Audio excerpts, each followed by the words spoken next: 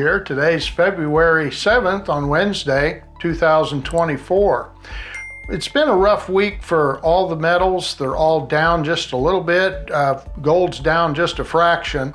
All the details are in the write-up. The good news, gold for 1 year is up 9% since a year ago today. Silver's up 2%. Platinum and palladium's really down like 43% over 1 year. All the details are in the write-up. And we want to talk today about a gold report that's come out from the World Gold Council, the latest thing off the press. And what they're talking about is inflation. And not just that inflation exists, but the projections why inflation may be going back up. You know, we tried to give you information that is something you can act on before it becomes mainstream news, is our goal.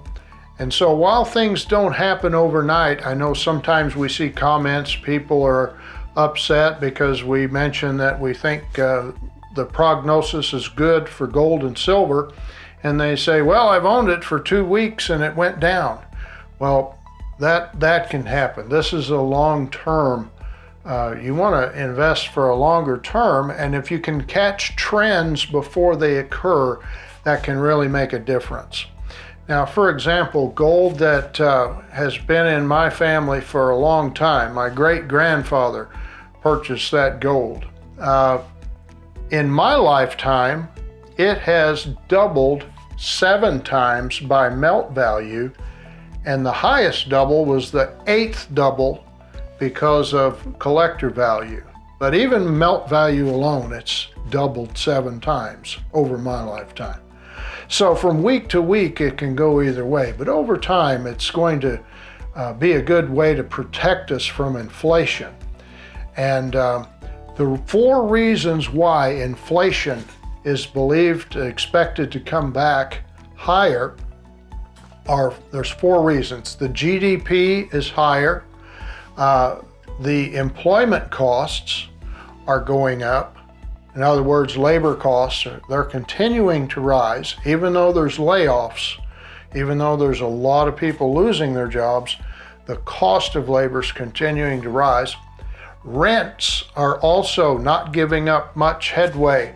The rents are holding in there and believed to continue to expand this year. In fact, for February's CPI number, rents are expected to add almost 0.25% to the CPI. So that's one of the factors. One of the main factors, the 4th factor, is shipping costs.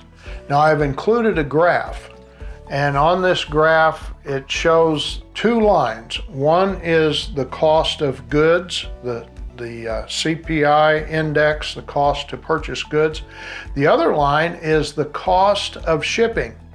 And if you notice the timing of those lines, the light blue line is the shipping line.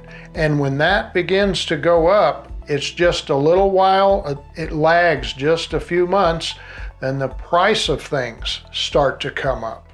And so we have seen the cost of shipping due to geopolitical concerns. We've got war going on in the Middle East, and there's a lot of raiding of ships, and a lot of ships are having to go all the way around the Horn of Africa to get to Western Europe instead of going through the Red Sea and then the Mediterranean. So those concerns are causing shipping costs to rise, and we're a largely import economy, so that's believed that that's one reason why inflation will continue to rise this year, in spite of what they're telling us right now that it's lower. That may be true, but it's not going to stay lower for long. So that's another reason why we need silver and gold. Thank you for tuning in. We'll see you again soon.